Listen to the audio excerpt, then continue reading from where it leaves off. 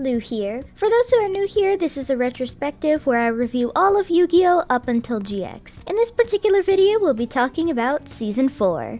For those who want to see my reviews of Seasons 1 through 3, they'll be down below in the description, and for those returning, welcome back guys. Let's take a look at Season 4.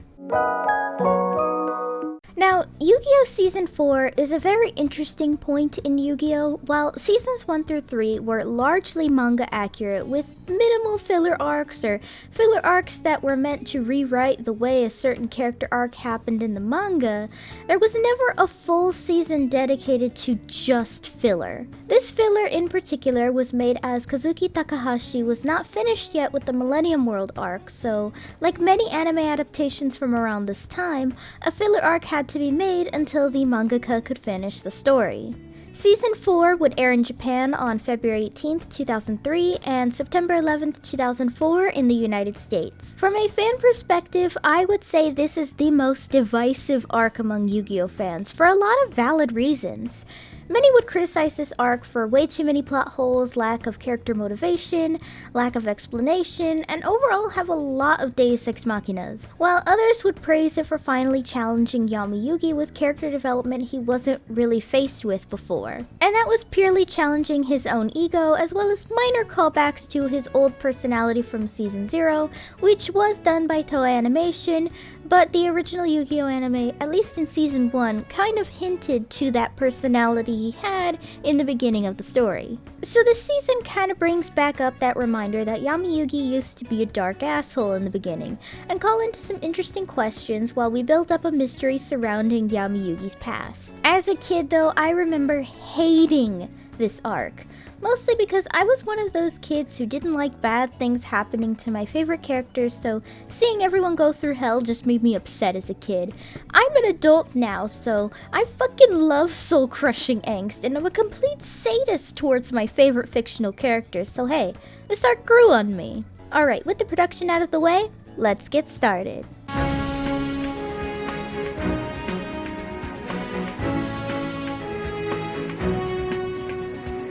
Where we last left Yu-Gi-Oh!, Yami Yugi finally obtained all 3 Egyptian god cards and is apparently supposed to go back to the museum and hold them up to a prophecy tablet or something. Oh, also Rebecca's grandfather from Season 1 discovered Atlantis. Cut to Weevil and Rex Raptor, who are our comedy relief this season and minor antagonists from this point forward. The worst part of this season, and the next one if you ask me. It was one thing to have them in Battle City because it showed how far Joey came because he was able to beat Weevil with ease when even Yugi struggled for a hot minute when he first dueled him. But having them here feels really repetitive if you ask me, especially in the final season where they get old so quick. This scene is just to show the plot introduction antagonists, so in the meantime, Yami Yugi and Yugi are walking home from school, ready to finally unlock the secrets of his past, where the cheerleader squad joined them for funsies, I guess. When they approach the tablet, some guy is chanting in some kind of spell that causes corruption to the stone tablet, I guess, where Yami Yugi shows the cards to the tablet and it causes it to be encased in crystal and monsters to straight up come to life. They run into Rex and Weevil who got brainwashed by a children's card game, and the squad head back home to see what the fuck is going on. Apparently, dual monsters are coming to life all over the world where Kaiba Corp technology is blamed for it.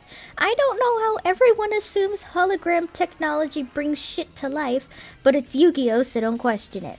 Kaiba is pissed and insists his technology has nothing to do with the monsters coming to life. While they're watching this, Yugi's grandpa is attacked for the millionth time in this series, and the god cards are stolen by 3 dudes on motorcycles, one of which has a terrible Cockney accent that is so bad, he sounds full-on Australian. I don't know how you do a Cockney accent that bad, but whatevs, bruv. So these 3 dudes tell him to go to the Domino Pier to challenge some guy to get the god cards back. This guy, who I honestly don't care enough to remember his name, unleashes a card called the Seal of Orichalcos.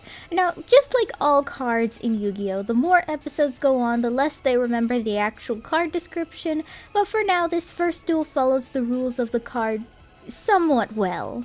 Except the loser has their soul sucked out of them and sealed away or something, Definitely don't remember that in the card description on Google. Oh, and even though he won, Yami Yugi still doesn't get the god cards back because our major antagonist for this arc needs them. Now, one thing I did notice, writing-wise, in both versions, is that Yami Yugi seems generally a lot angrier this season, which many argue is against his character to be so angry, but I'm gonna disagree a little. I mean, Yami Yugi was so close to finding out his past, so I think it's understandable he's gonna be pissed this season, except we're going to see where that anger goes in a little bit. Oh, and like I said earlier, Rebecca and her grandfather make a comeback from the first season, who are basically here to dump lore about Atlantis on us, and some other stuff whenever the plot needs it. Meeting up with Rebecca's grandfather, Professor Hawkins is our exposition dump this time and explains there's a parallel world to ours where dual monsters actually exist, and that's possibly where the Egyptians got their stone tablets from. This contradicts the final season, but this whole dual monsters exist in a pocket universe thing comes up again in GX, so it's nice to at least see some continuity in lore dumps like that. Needing new cards because the god cards are still stolen, Yami Yugi and Yugi are summoned by Dark Magician Girl from this parallel world to awaken one of the 3 legendary Dragon Knight thingies named Timaeus. These Dragon Knight thingies were used once 10,000 years ago to stop a great evil from destroying both worlds, but now that evil is awake again, so they're gonna need this dragon's help to destroy the Orichalcos. Receiving their new trump card this season, Yami Yugi and Yugi will be using Timaeus to defeat the baddie this season. If you ask me though, I think this entire arc's focus on dragons feels like a missed opportunity to focus on Kaiba's very obvious dragon fetish. Also, for some reason, the gimmick with these 3 dragons is that they can fuse with spell and trap cards for some reason, which sounds super fucking broken, but upon googling, these dragon cards can actually do that in real life for some reason, so that just shows sometimes the card game is just as broken as the anime. Cut to the next day, I guess, and the cheerleader squad get a delivery from Pegasus where they all remember season 1 and how he was a really shitty person and untrustworthy. I guess that confirms Pyramid of Light isn't canon, but damn it, it's canon to me. He gives the VHS tape and a literal key card to dump even more exposition in that he knows exactly who's behind all of this, but he can't reveal it in a VHS tape, so he wants Yugi to come to the Industrial Illusions office in San Francisco? Does that mean Duelist Kingdom was off the coast of California then? Meanwhile, Kaiba's stressing the fuck out, dealing with an absolute PR nightmare, and it gets worse when a large majority of Kaiba Corp's shares were bought by someone, specifically Pegasus. He challenges Kaiba to a duel, which really pisses him off because he's been taking a hiatus from dueling to focus on his company and the launch of Kaiba Land. So Mokuba and Kaiba go to Duelist Kingdom to duel Pegasus, except uh-oh, turns out this wasn't Pegasus at all, but instead one of the 3 goons in this arc. This is Alistair, and he's mad at Kaiba specifically because Kaiba Corp's past deeds as a military weapons development company. Something about his unknown country was at war, and Kaiba Corp was supplying for both sides, and it ended up with his brother getting kidnapped. I see you 4 kids, they really weren't slick at all with the censorship this time. So instead of being mad at Gozaburo, the rival country, or his own country, he's mad at Kaiba for turning a militaristic company into a tech and entertainment company? Gonna be honest, Alistair's motives make no fucking sense to me, but at least he has a nice outfit. To be honest, that crop top would make him fit right in as a JoJo's villain. However, despite Kaiba being a character who almost never loses, he's actually going to lose against Alistair because he took Kaiba's Blue Eyes White Dragon cards. So Dark Magician Girl summons him to release the Dragon Knight thingy named Critias. To be honest, for plot purposes later, I wish it was Maiden of Blue Eyes instead of Dark Magician Girl, but that card didn't exist yet when this season was being written, so that'll just have to stay in the fanfiction vault, I guess. Re-releasing Critias, and probably something else too because of his dragon fetish, Kaiba summons the card and wins the duel. In another few episodes, because we gotta cut to the gang now, who are in a desert in San Francisco. I swear the geographical locations of our characters this season is easily one of the most confusing and weakest parts here. As a California native, you can really tell the team did next to no research in the area. After some hitchhiking shenanigans and Kaiba needing to find the real Pegasus, we cut to Mai meeting up with the gang in the Industrial Illusions HQ, who shocks everyone that she's now villain siding with our main baddie, Darts, and kidnapped Pegasus's soul. If you've been wondering where our main antagonist Darts has been this entire time, he's been in his evil lair, just scheming and making his minions do all the work, while he just looks at the god cards and talks about time coming or something. General shonen antagonist waiting around until the protagonist shows up stuff. Oh, I forgot to mention that Valen, the guy with the shitty Cockney accent, has a major crush on Mai, and because Joey is Mai's implied love interest, there's a love triangle thing going on here. Which, it makes me uncomfortable when Joey is 16 and Mai is in her 20s.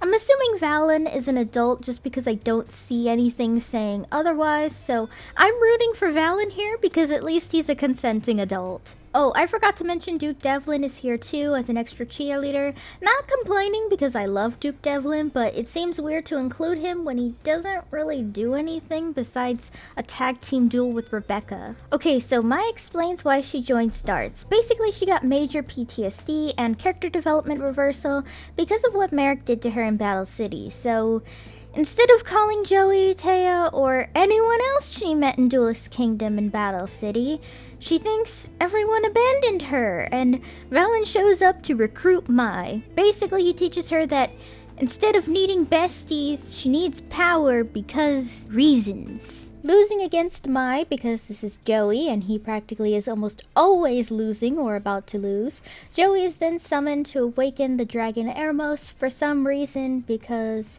I guess 3 dragons is a lot cooler than 2. Except when Joey was about to win, Valen jumps down to break the seal so Mai doesn't get her soul sealed away, especially when he notices she's having a PTSD-fueled panic attack, proving once again Valen is the better love interest for Mai. Just saying. Mai, Valen, and Raphael disappear in the seal explosion thingy where Kaiba comes right in on time to join the cheerleader squad in finding what the fuck is going on here. They all go together in Pegasus's elaborate and way too in-character office, where they meet a hologram of Pegasus who warns about a man who also tried to buy out Industrial Illusions. We finally get our main character's name dropped after almost 10 episodes into the storyline, where Pegasus is basically our exposition ghost, because I guess Shoddy is suspiciously absent.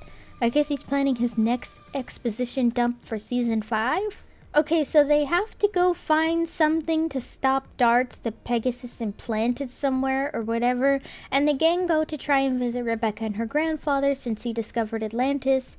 So I guess they kind of put 2 and 2 together that Darts and Atlantis are connected somehow, so they go to what I believe is Arizona? Again, I don't know how the fuck a bunch of Japanese teenagers who are clearly failing school from all the classes they skipped to Duel instead, only one of which has an actual job, but managed to get from San Francisco to Arizona, but I'm not gonna question it.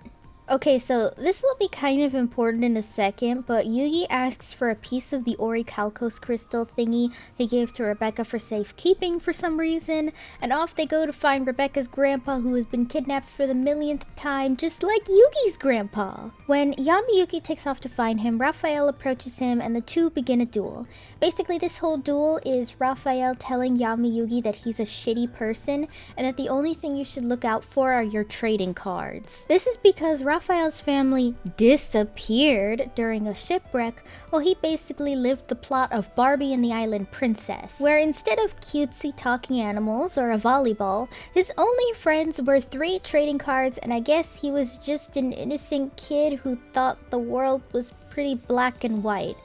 So, when Raphael tried to leave the island he was trapped on, a storm sunk him, and I guess made him also accidentally discover Atlantis somehow, where Darts uses the Orichalcos magic to bring him back to civilization or something. And when he returned to civilization, because he was so young, naive, and privileged when he was stranded, he pretty much got the culture shock of a lifetime and found all of humanity to be disgusting and evil, I guess. Now, in the dub version, he says his parents abandoned him, but in the original, he feels like his dead family were the only people he could rely on, so he feels like without them, the world's fucked. but we'll get more to the differences later. Okay, so back to the duel. Raphael gave Yami Yugi the seal of Orichalcos to basically corner him and force him to play it to prove he's evil.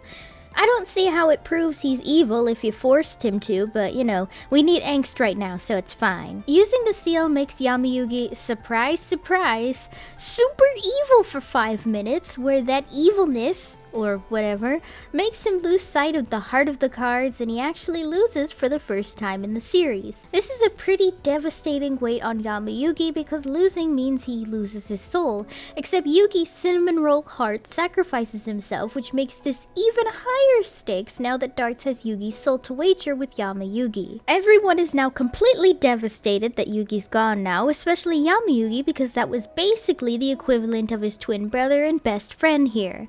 This is something I do genuinely really like about Season 4 though, because now we see a more vulnerable side of Yami Yugi that we don't really see much of since he's the emotionally stronger one of the two Yugis. Oh yeah, quick side plot is that Weevil and Rex join the Orichalcos, but we're gonna mostly ignore that because Weevil and Rex are really lame. Cutting back to the cheerleader squad and Yami Yugi, they realize this giant monster thingy they saw earlier might be the real reason behind the Orichalcos and want to fight it, but they know it's connected to Atlantis, so they kinda need more research on Atlantis, I guess. Except the problem is that the Orichalcos destroyed Rebecca's grandfather's research as well as stole the entirety of Atlantis ruins?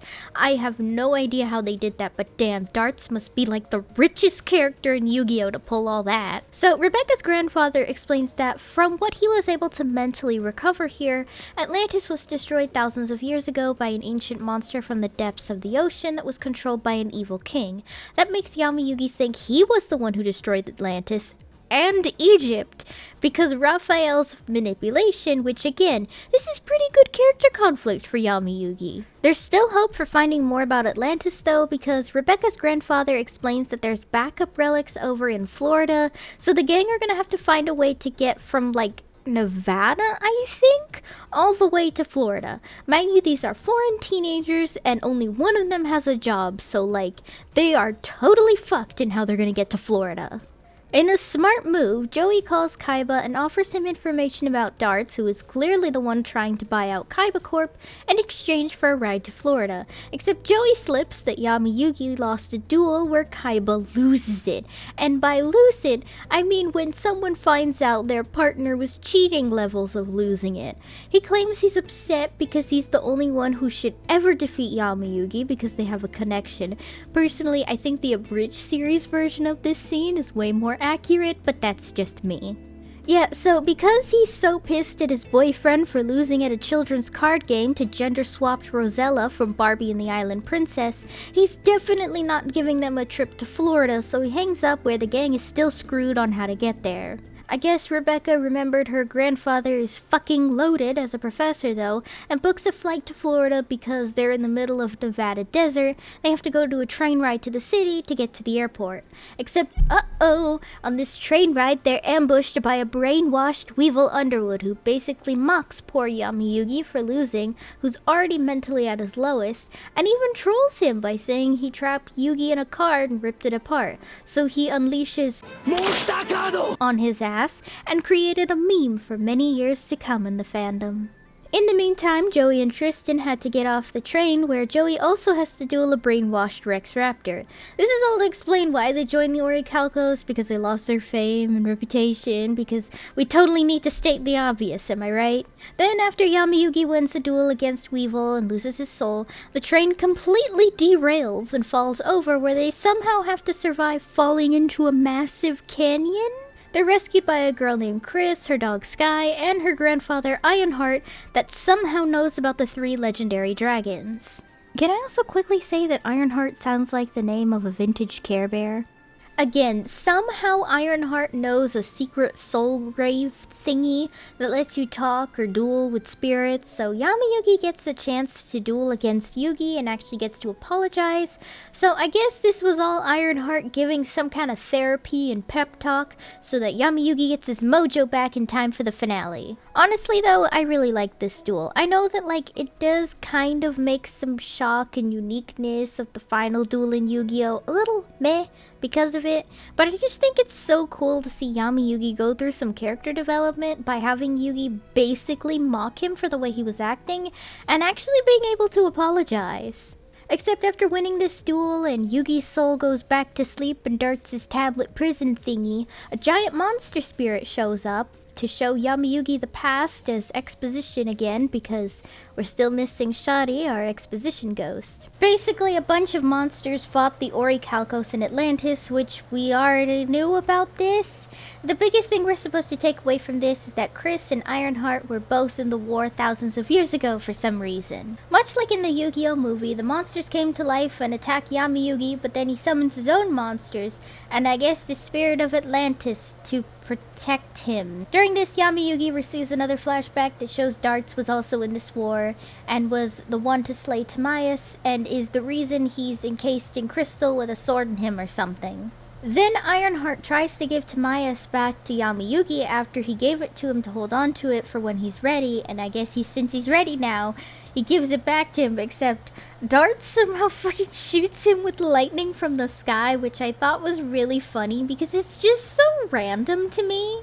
Then it's up to Chris and her dog Sky to give this card to Yami Yugi, where Sky is also struck by lightning and dies. Then she finally gives the card to him, where she's, again, struck by lightning and dies. You know, if Darts wanted to kill Yami Yugi and the cheerleader squad, why didn't he just strike them all with lightning? Anyway, so Yami Yugi wins this duel by summoning a bunch of monsters in one turn, as per usual, so I guess he's got his mojo back or whatevs. We cut back to Mai, who wants to be completely alone, while Valen wants to help her. For as much as I like these two together, it's just a smidge lame to focus on this. Spotting Mai and Valen on the road, Rebecca and Duke challenge Valen to a duel as revenge for the Orichalcos claiming Yugi, because Rebecca has a major crush on him. It is kind of cool though to see Rebecca and Duke work together like this, because their playstyles are so different. Also, I like how stupid Valen's trump card is, and that he's just wearing a gosh damn mecha suit, like he's some kind of reject Mobile Suit Gundam character. They lost the duel though, basically because we needed to know Valen's style, so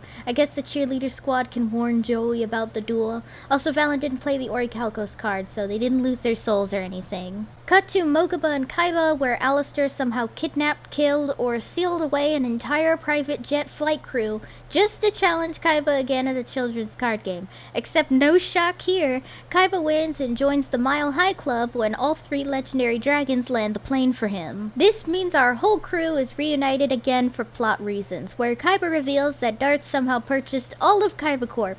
I don't know how he can do that legally, but this is Yu-Gi-Oh, so don't question it. Knowing that Darts is behind all of this and wants Atlantis, or whatever. Unfortunately, Darts somehow found out, but Kaiba managed to get the data in time to send to Rebecca's grandfather to find out what's going on. Meanwhile, Darts somehow knows Kaiba's coming and sends Raphael and Valen to go stop them.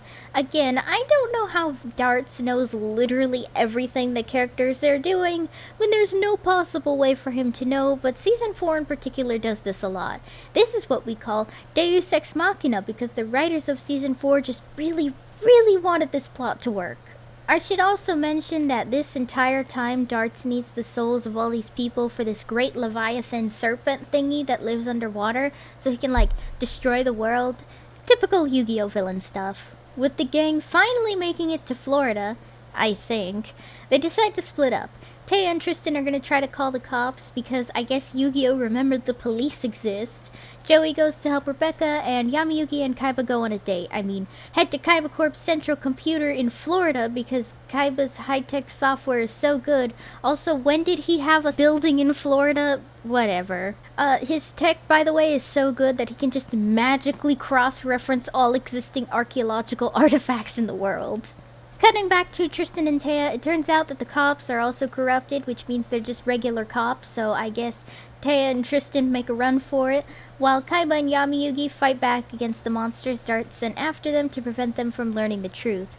Rebecca decides to help as a prodigy computer programmer and hacker by hacking into Kaiba Corp's security system so they can have an easier time to access the computer thingy. So Kaiba and Yami Yugi make it to the supercomputer where the computer shows them cult thing and talks about a serpent swallowing the sun and bringing Atlantis back to its glory days again. Yet, when Kaiba sees the old cult logo for the Orichalcos, it hits him that this is the same logo for Paradius, a stock purchasing company that buys up large portions of all major companies, which the president is, surprise, surprise, Darts. Yami Yugi puts together that he's from 10,000 years ago and is really fucking confused how that's possible despite being a 3,000-year-old spirit in the body of a teenage boy. Joey, feeling like his friends are in danger after they lose contact, asks for the location of Paradius' company so he can try and go punch Darts or something. He's Joey. He's a little confused, but he's got the spirit. This is when he finds Valen, who he wants to challenge for brainwashing Mai. Meanwhile, Yami Yugi and Kaiba reunite with the gang, where Rebecca's grandfather proposes that the monsters in the city are like basically killing people and taking their souls so Darts can use them as harvests. With their rivalry over Mai and similarities, Joey challenges Valen to a duel where they argue about whether or not Mai was brainwashed by the Orichalcos, or if she's a grown woman who can make her own choices. This is when Valen activates his stupid mech suit again to try and beat Joey. I'm not even gonna try and Google how accurate Valen's trump card is, but you know someone was just patting themselves on the back for this one. This is also when we get Valen's backstory, which was heavily censored in the dub. In the dub, all we see is the aftermath of his actions, so we don't really get his traumatic childhood trauma. Okay, so Valen as a child was extremely aggressive because he was an orphan raised in a church by a nice nun. Turns out that some crime boss bought out the church, so they all had to leave that night, except everyone couldn't just leave in time, so they burnt the church down to the ground, where it's presumed the nice nun lady was also killed, or just because they wanted to, I guess. Valen was so pissed at them for killing his presumed mother figure that he came in and beat them all to death, or at least close to death. Being an angry orphan, Valen got in a lot of trouble and faced prison time for this, and faced heavy solitary confinement for fighting with other prisoners, to a point where the warden decided to transfer him over to an island that'll, quote, help him channel his anger better, or a battle royale island in the original. If it wasn't obvious enough, this was a plan made by Darts to find the perfect right-hand man for his group, and that he found in the form of Valen. Cutting back to the duel, Valen activates the Orichalcos card, which means Joey is really screwed now. The entire duel just cuts to them arguing over a grown woman's decisions, with Valen saying that she chose this, while Joey keeps saying she was brainwashed, while completely ignoring the fact that she literally spelled out she joined basically because of trauma. Cutting back to Yami Yugi and the cheerleader squad, they try and go find Joey to make him stop the duel so he doesn't die. Also, Mai wants to beat up Joey or something, while Kaiba buys a random card just to go see Darts because he's Seto Kaiba and we need to remember he's fucking rich. Cutting back to the duel, Joey summons his own mecha suit so we can literally see these two fight in mech suits. I guess because they just couldn't have these two normally punch each other, they needed to do it in mech suits because reasons. Valen loses though, which means he loses his soul, which Mai comes in just in time to see where I guess she realizes her feelings for Valen and his feelings for her, so now she's really hurt Joey took her bae from her, so she challenges him to a duel next as revenge for taking her boyfriend from her. Now, after barely winning, Joey has to duel Mai because he wants to break the Orichalcos brainwashing from her because this dude has it so down bad for Mai, despite Mai being almost a decade older than him, which gives me the ick that people ship these two. In a not shocking twist of events, Joey realizes he's weak from a children's card game, and Joey loses the duel to Mai, where she finally snaps out of it and realizes Joey has always been by her side, and that she was never alone, and was someone who she could have turned to for when she realizes her troubles, instead of feeling like she needed to be stronger to never get brainwashed or captured again. Also, it turns out Joey forfeited the duel anyway, just to ensure Mai would win and not lose her soul, as well as too tired from a card game to continue going. However, just like before the Orichalcos took him, he broke Mai's necklace thingy because I think this entire thing implies that having an Orichalcos gem turns you evil, which was why Yami Yugi was evil for 5 minutes. With Joey dead now, Yami Yugi heads straight for Paradius HQ to try and fight Darts once and for all, along with confronting Mai, where it turns out Raphael took her soul already for breaking the Orichalcos spell, also because he wants to challenge Yami Yugi again. Cutting back to the cheerleader squad, Kaiba meets up with them to tell them Joey is basically dead, where an army of Orichalcos rats come after them sent by darts, so they were basically being attacked, while Yami Yugi duels Raphael to get his title back. After activating the seal of Orichalcos, we know Yami Yugi is in for some real shit this time. This duel's pretty underwhelming all things considered before when Raphael hit Yami Yugi in all his mental weak spots before. I don't know, it just feels dull that he isn't challenging him anymore and keeps arguing with Yami Yugi over like being alone and stuff. At least in the dub. I didn't have time for this video to watch every episode of the original in its context, but I'm sure it's at least a little better there. Summoning Timaeus, Yami Yugi beats Raphael's Trump and Comfort card, where it causes him to summon Guardian Death Scythe. Turns out this card is actually accurate, where you can special summon it if Guardian Iatos was sent to the graveyard while you have this in your hand. What's even dumber about this duel is that Raphael literally called Yami Yugi out for sacrificing his own monsters in their first duel, but then he does it? I mean, I get the Orichalcos makes you evil or whatever, but come on, dude, that's just being a massive hypocrite. Okay, so transported to Raphael's memories, the dub changes it to where this is the card graveyard thing, but it's actually Raphael's family's grave, because this dub is really trying hard to censor the darker elements. Basically, Darts took advantage of a vulnerable Raphael and made him dig up his parents' grave just to prove his family's dead. With the duel continuing, Yami Yugi has only 10 life points left, so he decides to try and make Raphael snap out of it by summoning Raphael's own Trump and Comfort card of Guardian Iatos. To really pack a punch, Yami Yugi received Airmost from Joey, so he uses it to boost Iatos to win the duel, because these legendary Night Dragon thingies are just so fucking OP in this anime, I swear. Using his own trump card against him, reminding him of the Heart of the Cards, Raphael loses the duel, but Iatos comes as his guardian angel to show him that his family is at peace and that they'll always be in his heart. Except the Orichalcos didn't take him, which is because it can only really take the souls and stuff if the user who played it has a dark soul. And because the darkness in Raphael's heart is clear now, it didn't take his soul. I guess that means he's good now? Plus, Yami Yugi got his title back as King of Games, so yay! With the building collapsing because the Leviathan is awakening, Raphael sacrifices his safety so Yami Yugi can use this chip USB thing to defeat Darts.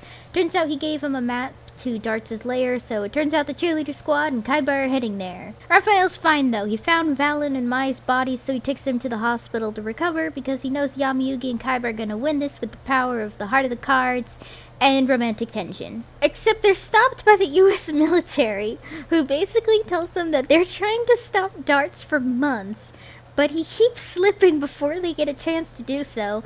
Typical US military stuff. With permission from the US military to fly their copter further, they head to Darts' lair, giving zero fucks about the hurricanes and typhoons, which is also typical Florida stuff. With Yami Yugi and Kaiba and the cheerleader squad, Darts shows up to challenge Yami Yugi and Kaiba so the boyfriends have a chance to work together again. Basically, Darts explains that he's gonna awaken this Leviathan serpent thingy by using the souls of the people he sealed, and that he's been doing this for thousands of years. He has people trapped from literally thousands of years ago, and it only fuels the boyfriends to face off against Darts. Yet during the duel, Darts shows them his backstory because we ran out of exposition characters to explain Darts' motivation. Much like the legends, Atlantis was a peaceful and beautiful utopia, except the Orichalcos exploded from a volcano or something, to which the writers decided to copy Atlantis the Lost Empire and explain that these evil crystal thingies are the reason Atlantis was all sci-fi and stuff. Yeah, so it turns out Darts was the king of Atlantis, Chris was his daughter, and Ironheart was his father. Basically, the more they used the crystal, the more it corrupted the people of Atlantis and turned them into monsters, which Darts thinks is because humanity itself is evil, so he needs to purge humanity's darkness with the Orichalcos, which is like a mineral connected to the Leviathan that lurks underneath the ocean's depths. Darts tries to get his father and daughter to join his side in destroying the world with the Leviathan, then creating a new human life so it won't be corrupted, but they obviously think he's insane and flee into the mountains to prepare their war against Darts. Like all wars, nobody won, and the entirety of Atlantis was completely destroyed, but the Leviathan managed to survive and went into hibernation until it had enough soul juice to regain its energy. Oh, forgot to mention that Darts, Chris, and Ironheart all became immortal because of the Orichalcos, so up until the lightning strike, they were all alive doing absolutely fucking nothing about Darts. With villain motivations done, we get back to the duel. Later into the duel, Darts pulls a bitch move by pulling everyone's souls inside of this night monster thing he has on the field, so destroying the monsters has a possibility of killing them. Yami Yugi and Kaiba are really stumped about this because these are their besties, but Kaiba decides to go in on the attack, but Yami Yugi doesn't want to attack his friends, so Raphael shows up to help move this plot along on a fucking motorcycle. Raphael comes in demanding Darts let everyone go, where a confrontation reveals that Darts was actually the reason his entire squad was traumatized because he needed darkness in their hearts for the Leviathan. Darts disguised himself as Gozaburo Kaiba in that unknown war to fuel Alistair's hatred in destroying Kaiba Corp someday, so Darts could purchase it. He burned down the church Valen was raised in, and he caused the storm that killed Raphael's family. I gotta say, this was genuinely a shocking twist when I first watched it, and I still really like it. Is it forced? Oh hell yeah, but this is season 4, so forced plotlines like this is kind of the bread and butter here. Raphael gets so angry at Darts for killing his entire family that it reactivates Orichalcos' control over him and causes him to lose his soul, getting rid of Darts' entire squad. With the duel continuing, Yami Yugi faces repeated attacks from his friends until he remembers Pegasus gave him a special winning card earlier, but it was blank, so obviously the timing needed to be right to see it. Kaiba also summons Critias to finally attack their friends, but it turns out Darts was full of shit as usual when he said destroying them would destroy their souls. Yet this doesn't cause a win for them, and instead Darts summons that one sculpture thing referenced in Persona to attack Kaiba and causing him to lose the duel, so it has to be completely up to Yami Yugi now to win this duel against the big baddie. Yet due to Kaiba being such a hateful bitch, it feeds the Leviathan to almost awaken him. The cheerleader squad try to argue against this, but Darts knocks them out, so it's usual Yu-Gi-Oh 1v1 final duel here. In another shocking turn of events, it turns out that Darts actually knew Yami Yugi's past life as a pharaoh and watched him rule from afar, spoiling fucking awesome moments from season 5. It shows Yami Yugi defeating an unknown serpent thingy which Darts saw somehow from a distance, and knew right then and there that Yami Yugi's soul would be perfect food to practically fully revive the Leviathan and start his whole destroying the earth and rebirthing it process. Yet he didn't confront Yami Yugi back then because somebody else was causing chaos, and rather than get involved in the main story, he decided to wait another 5,000 years when there was an open slot for a filler villain. Cut to inside the soul tablet thingies, where it turns out everyone is sealed inside the bubbles for some reason, so they can plan an escape. It's also so we can get a Heart of the Cards reminder, and to remind us again of the card Pegasus made just to defeat Darts, which it turns out is activating the human forms of the dragons, because the 3 legendary dragon knight thingies were actually knights that Darts turned into dragons just to be a dick. It's up to Yami Yugi now to use that cheating card, except he is losing pretty damn bad against Darts. In fact, Darts' manipulation and Yami Yugi losing is so bad that for once in his life, he's actually seriously considering forfeiting a duel because he feels so absolutely drained and defeated. Yet the power of friendship and the Millennium Puzzle's faulty batteries working again, the Orichalcos didn't claim his soul when he almost gave up. To be honest, I thought it was really sweet and interesting to see Yami Yugi reach his lowest point possible, but it's the memories of his closest friends that give him the mental strength he needs to continue. Yami Yugi's development here is genuinely the highlight of this season for sure. With the Heart of the Cards, Yami Yugi finds the magical cheating card that Pegasus gave him so you can use it to finally unleash the human forms of the legendary knights, which all look like DeviantArt recolors of Kaiba, Yami Yugi, and Joey. But I guess we needed some fun parallels. Though personally, Tamiya's is my favorite design because the scar just makes him look really cool. With the Knights awakened, they completely destroy the Orichalcos seal, but at the cost of Yami Yugi's life points. But he's still on the winning side here now, which is always massive hype mode whenever Yami Yugi is finally getting the upper hand on a really tough duel like this. Yet destroying that one sculpture reference causes another ridiculously OP card of Darts to be summoned called Divine Serpent, which literally has infinite attack points. This causes one of the stupidest moves in Yu-Gi-Oh! Where Yami Yugi has his 2 remaining knights send damage to each other back and forth, which somehow causes the power to raise to infinity, which damaged it somehow, and then he fuses all 3 knights together so it's infinity plus 1 to defeat the stupid snake. Yes, this was just as stupid to write and speak into a microphone as it is to watch. With Darts losing the duel, everyone who still has a body has their souls freed, except Darts had his entire being eaten by the Leviathan as the last soul needed for this crazy scheme. With Yugi, Kaiba, and Joey, everyone else's souls seem like they're about to return back to their body. It seems like things are just about to go back to normal, but Atlantis actually rose up from the depths of the ocean, so the Leviathan has a cool place to awaken. This means Darts and the Leviathan isn't over yet, so Kaiba, Joey, and Yugi decide to go to Atlantis to stop Darts once and for all. Kaiba's assistant also tells them there's a hurricane heading towards Florida, which is typical Florida stuff. Knowing they'll need the god cards for this, Yugi gets them back from Darts' way too on-the-nose lair, where the Millennium Puzzle's faulty batteries lead him to it, because we really need to hurry with this plot point. Except they're powerless now because he transferred their energy to the Leviathan, so they really have to defeat this thing now. Stepping through a convenient portal to Atlantis, they face off once and for all against Darts, who has finally fused with the Leviathan, so now he's stupid powerful, and the beast mentioned this entire season is finally summoned to attack Joey, Kaiba, and Yami Yugi. Oh, also Darts copied Yami Merrick from the previous season, so he's stuck on top of the Leviathan's nose like a zit. They also copied from Pyramid of Light, where they just kind of summon monsters because they're real now, so they can attack the real Leviathan to hopefully destroy Darts and this evil once and for all. Except fighting a giant legendary monster that lived in the depths of the ocean isn't going about as well as you'd expect it to from our 3 Dragon Guardians, but Dark Magician Girl guides all the monsters from the monster world to help stop the Great Beast. It seems like they're winning just until the Leviathan grabs them and tries to absorb them, which is really gross. But they can hear the voices of all the souls it's eaten, so Yami Yugi tries to help the souls fight back so they can all destroy the Leviathan from the inside out with the light of their souls. Thanks to this, the power of the monster spirits, and faulty Egyptian batteries, they finally destroy this gosh damn Leviathan by summoning the Egyptian gods because soul magic or whatever brought them back to glory.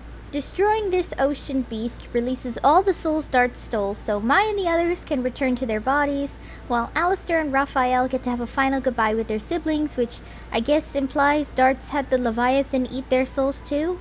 Now that Darts is defeated, Atlantis is going back into the ocean, so they go through the portal thingy, except Yami Yugi warns Yugi that this isn't over yet.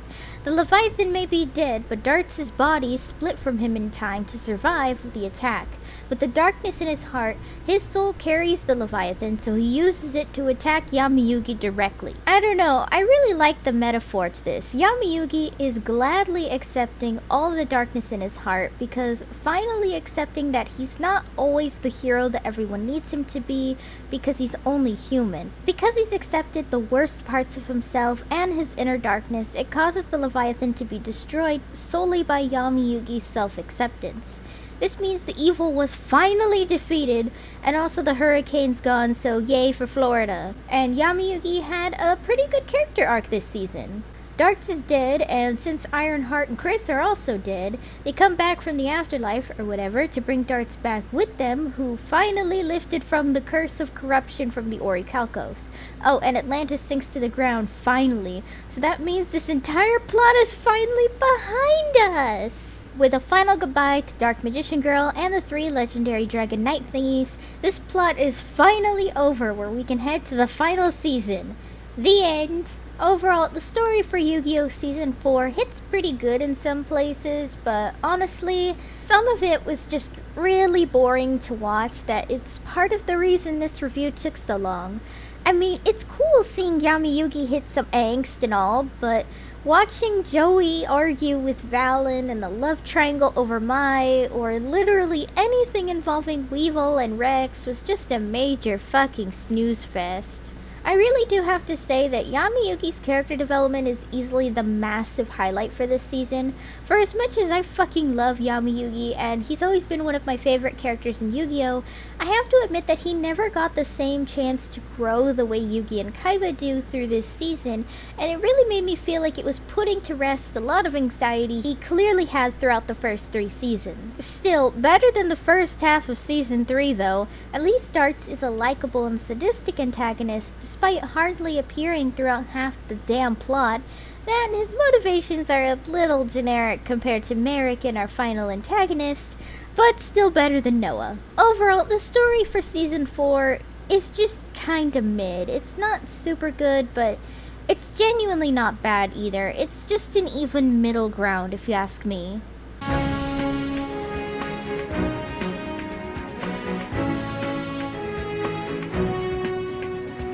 Although the final season is the most censored and changed, I would have to say season 4 definitely has the second most change from the original Yu-Gi-Oh anime. Because wow, this was a lot, so forgive me for missing a few things. Okay, so not really a change technically, but Mai's voice actress in this season changed and I fucking hate it. I believe her original voice actress quit working for 4Kids because she still voice acts today in anime like Code Geass and Bleach. Another weird thing is that Darts is voiced by a woman in the original version. To me, his original voice actress is extremely ill-fitting for Darts because he is a grown-ass man, so why does he sound like a little boy? To me, I think someone like Mamoru Miyano probably would have been more fitting, but that's just me. There is a lot of ad-libbed, comedic, sassy dialogue this season. I guess it's because everything was so serious and straightforward this season that the dub team decided to ad-lib a few comedic moments here and there, so the kiddies didn't think this issue was too intense. However, 4Kids ad-libbing dialogue in serious story arcs is something that's going to be a serious issue as soon as we get to GX. On the plus side, it meant Kaiba had some of the best dialogue in the entire English dub of Yu-Gi-Oh! If you watch compilations of Kaiba's English dub lines online, you'll see that a large majority of it comes from Season 4, where the ad-libbing was just at its peak. 消えゆく魂の行方など知る由もない。誰も行く末を知らぬなら、こちらも気兼ねする必要はない。Only if destroying an innocent soul concerns you. Nah. As the president of a major corporation, I have to do that every day. There's also a constant spoon-feeding of the plot compared to the original. Instead of assuming the audience is smart enough to put 2 and 2 together, the dialogue has a habit of constantly repeating the plot because I guess kids were stupid in the early 2000s. Darts' squad was also called Doma in the original, but was unnamed in the English version. Not sure why, it sounds like a pun on Doom, but maybe this is just 4Kids' weird writing standards. The only character to get a name change is Alistair, whose original name is Imelda. I'm not sure why the name changed, but I guess it's because Imelda is feminine sounding, so maybe it was to remove any androgyny the character had. I don't know. Speaking of Alistair, his brother was actually killed in the original version. The dub just says he was kidnapped, and instead of saying his country was struck with poverty and disaster from the war, they just said Gozaburo bought the country and tried to mow it down or something. I will at least say his motivations make slightly more sense in the dub, but it's still really stupid. In the original, most of Valen's backstory is cut and heavily altered due to the violence behind it. The entire scene of him in the church to him beating the thugs is completely removed, and the Battle Royale prison island thing is changed to a regular prison that teaches the Orichalcos to its prisoners, where Valen happened to trap all the prisoners. Raphael's family actually all died during the boating accident instead of getting amnesia and abandoning Raphael on an island. The scene where Darts initiates Raphael is completely different from the original. He makes him dig up his family's graves to prove that they're dead, while in the dub, he makes him dig up for the Orichalcos duel disc. The scene where Iatos is over him has different context because of this, because in the original she was trying to show him that his family is at peace, while in the dub she's watching over Raphael as his guardian angel thing. When Yami Yugi is devastated he lost Yugi, Joey punches him in the face to try and get him to snap out of it. When Yami Yugi is depressed and metaphorically sinking, he's either nude or shirtless, which 4Kids censored by putting a shitty glowing shirt over it. During the flashback of Weevil and Rex at their lowest point, there's a cutscene of their rock bottom in the rain where they're actually beat up by a bunch of delinquents who look like Josuke Higashikata. Mai's cleavage was also heavily censored as usual. She actually wears a corset under her jacket, but the dub changes it to be a corseted tank top, which looks super obvious in a lot of scenes. Makes sense, can't have kids seeing too much boobage, I guess, but it still looks terrible in a lot of scenes. Obviously, card names and artworks were heavily censored as always. I don't know why, but the editing for the cards this time looks really bad too. In fact, a lot of 4Kids visual edits look really bad this time. I think it's because of the lighting for this season, which is super dark and bland, but man, does it look noticeable as hell with the dub cards. Overall, the changes for this season are pretty bad. Entire character motivations and backstories were changed to a point where it waters down or downright makes certain character plot points make no sense. I can't lie that genuinely, when I rewatch Yu-Gi-Oh! For the millionth time after the series, I'm gonna watch the original version because the dub just changes so much that it loses its charm and becomes kinda cringy.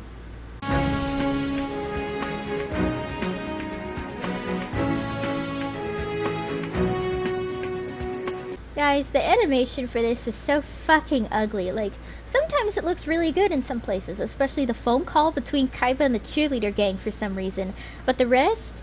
Oh my gosh, the animation gets so fucking ugly this season.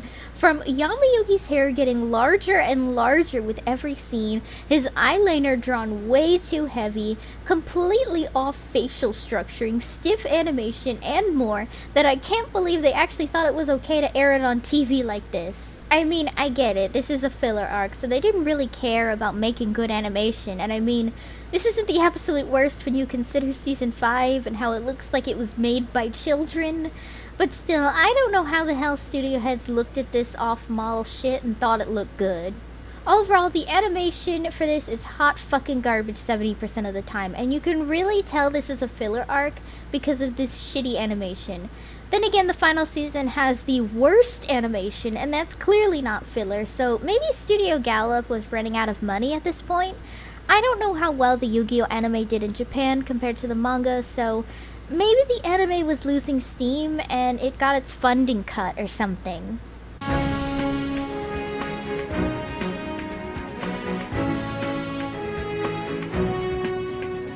Season 4 was kind of a mixed bag for me by the end of this review for it. On one hand, I love the character angst for Yami Yugi, and I love the challenge it put to a lot of the cheerleader squad and Kaiba throughout this. But the rest feels pretty sluggish.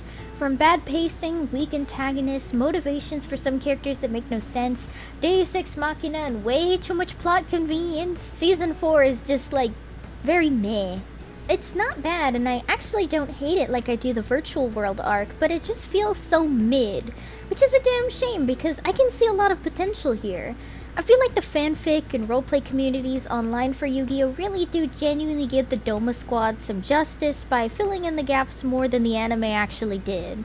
I can really see why this is a mixed bag among fellow Yu-Gi-Oh! Fans. There's genuinely some high moments here, but when the anime hits its lows, it shows. The low moments genuinely make this anime feel 10 times longer than it is, and trust me when I say nothing you watch should ever feel longer than it actually is, because otherwise you're not enjoying it. Overall, I'm glad I liked it more than I did when I was a kid. It's really interesting to see how much my perspective has changed since I was a little kid watching this. How I used to hate my favorite characters who got hurt to now where I'm a sadistic son of a bitch towards my favorite characters. We really do become completely different people when we grow up, don't we? Next time on this retrospective, to give myself some grace before tackling the final season, which will be a massive project to go through with all the changes they made, I'll be tackling some other Yu-Gi-Oh! Side projects. This includes retrospectives on the Abridged series, video games, Season 0, and Capsule Monsters. You guys let me know down below what you think. Do you love Yu-Gi-Oh! Season 4? Do you hate it? Are there any characters from Season 4 you liked? For me, I always really liked Rebecca and Raphael, but as always, you guys let me know down below what you think. Hey guys, thanks for watching! If you liked the video, be sure to give it a thumbs up and consider subscribing if you're new. If any of you would like to help support my channel in any possible way, my Ko-fi page is down below in the description, along with all of my social media. For any subscribers, new or old, who'd like to help with video ideas, or maybe just want to talk about anime or something, I have a fan server linked down below. See you next time!